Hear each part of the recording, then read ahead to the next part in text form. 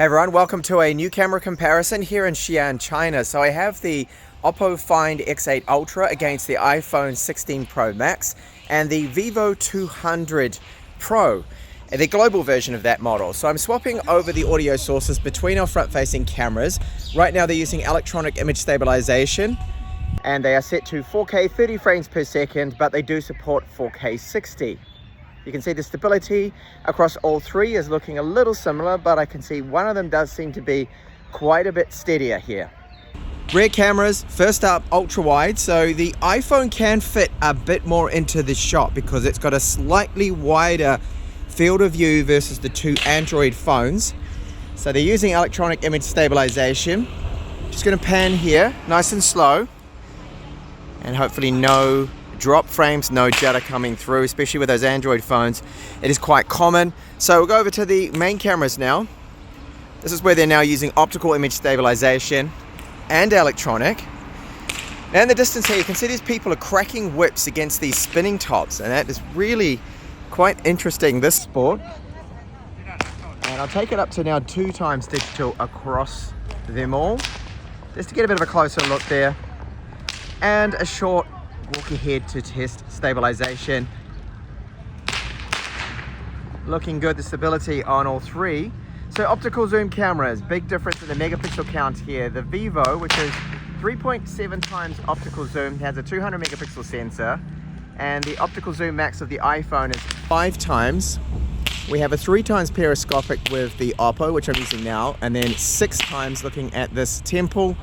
But I want to take the zoom now up to 10 times. So 10 times first on the Vivo, and I'll bring this up to now 10 times on our iPhone and 10 times on the OPPO finally. So which one do you think here is looking the most detailed and has the best stability as I look at the top of this temple?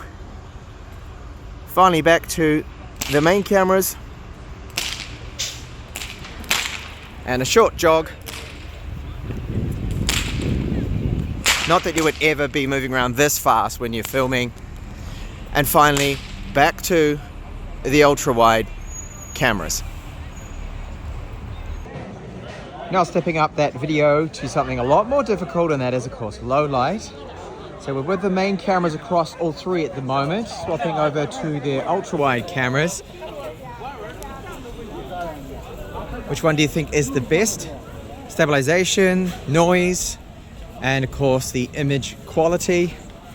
Now going over to their zoom cameras, I'll stop walking and we'll go to the 5 times with our iPhone, 6 times with the Find X8 Ultra, and apply some digital zoom here. Bring them all up to 10 times. So very difficult conditions. Seeing definite grain with that iPhone, and now 10 times with our OPPO. Over to our still images. So this portrait selfie, the Vivo is the only one of the 3 phones that did get the earpiece that I'm wearing that is on the right side of the screen here, which was my left. However, I've got that lady in the background, so the stitching is a win and a fail there. Looking at the skin tones, I think it's the OPPO that is more accurate here. The iPhone's a little too warm. This portrait shot of the fast-moving magician, what I'm looking for is the colors to be more correct, and all of them are set to a 135mm zoom equivalent here.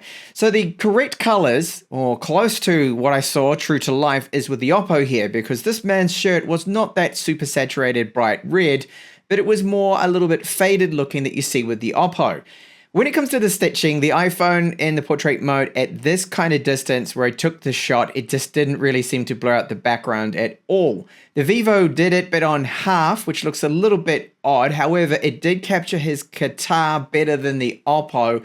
All up, selecting a winner, I think it's the OPPO that has the best shot with the most accurate colors and a decent amount of background blur with this portrait shot. With this portrait photo, I did not use the telephoto cameras, so we are looking here at just the main cameras. Now I'm looking at exposure, skin tones, stitching we're not going to see too much of because it is the main camera and not the telephoto cameras. Now I noticed that with the OPPO, the image is just a little bit overexposed. It's a bit too white. The same thing happening a little with the Vivo. So for this shot, I think the iPhone has the more pleasant photo. With this zoom shot, I decided to use 10 times digital zoom across all three of them. You can see the iPhone, it's the worst. It's got a lot of noise to it. Now, the Vivo is very good with the focus and the sharpness and the details of the image. However, it wasn't that saturated, the red. It is slightly off. And the OPPO, that got the color more true to life. But you can see it's not quite as sharp or in its focus as good as that of the Vivo, which does have the megapixel advantage, being 200 megapixels versus 50 that the OPPO has. With this shot of the Dragon, I did stick to the optical zoom maximum, so 155mm, which is 6 times zoom with the OPPO, 5 times with our iPhone, 3.7 times with the Vivo. So of course it does look sharper because it's not zoomed in as much. I think the Vivo certainly looks the best. They're applying a little bit of noise reduction. You can see some noise with the iPhone clearly, but the best colors again, what is more true to life and how I saw it, is the OPPO. The Vivo's a little bit oversaturated. 10 times digital zoom across all three of them, but this time in low light, and you can see the megapixel advantage definitely coming through with our Vivo X200 Pro. Even though it has the smallest optical zoom, that megapixel count gives us more digital crop. It's certainly making a difference here. The iPhone looking washed out. There's a bit of noise to it. The OPPO is certainly in second place, but it's missing some of the details of the bricks, the different shades there. And that one's 50 megapixels.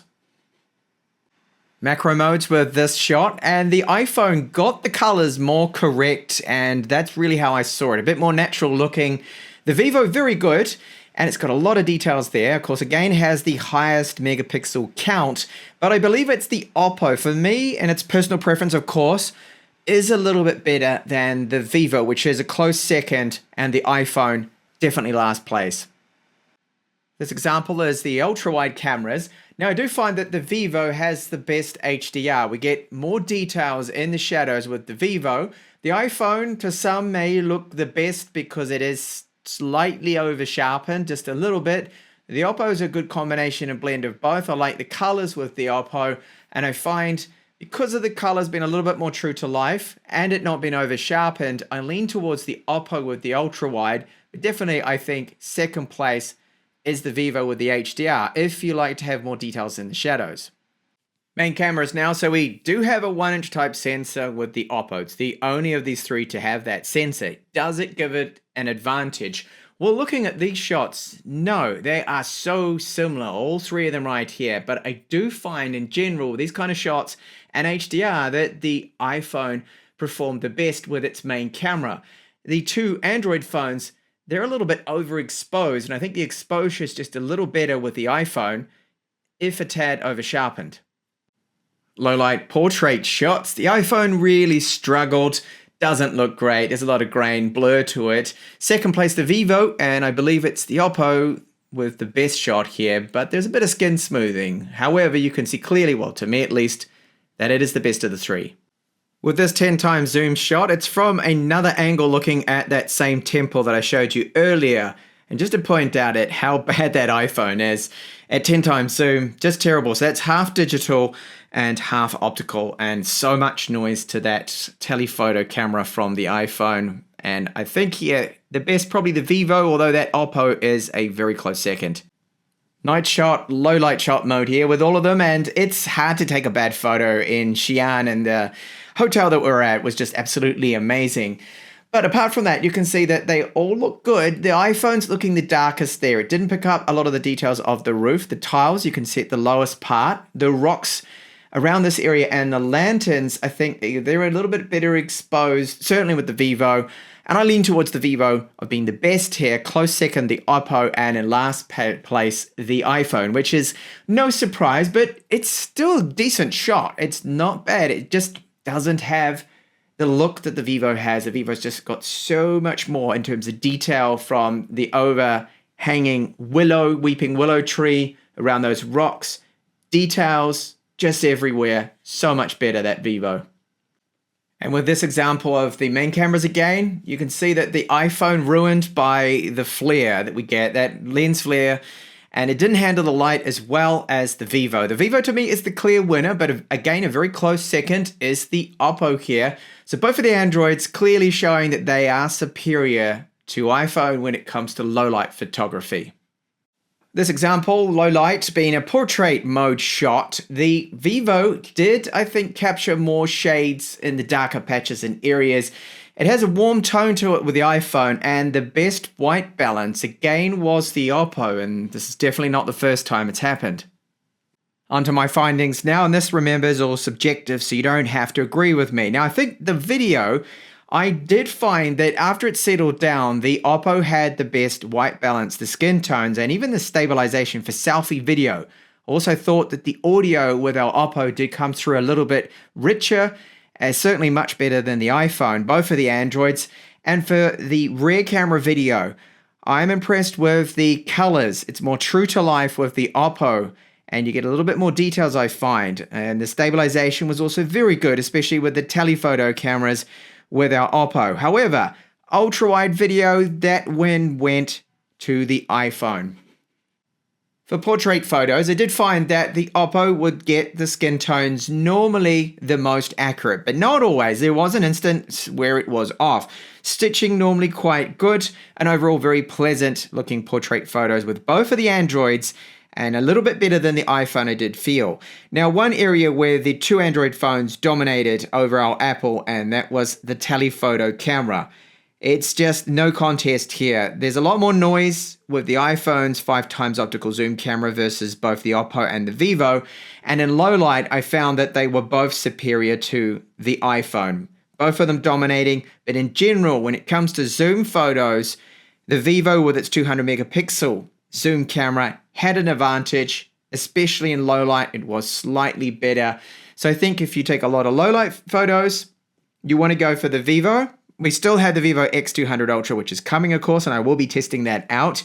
And if you like having very good balance of pretty much everything, that's where the OPPO comes into play. They're very good skin tones, white balance, great stabilization on the 6x and 3x optical zoom cameras. And if you take a lot of portraits, probably the phone to go for is the OPPO. Thanks a lot for watching this comparison. I hope you did like it. And I will be back with more, possibly with the Xiaomi 15 Ultra and the Vivo X200 Ultra, definitely.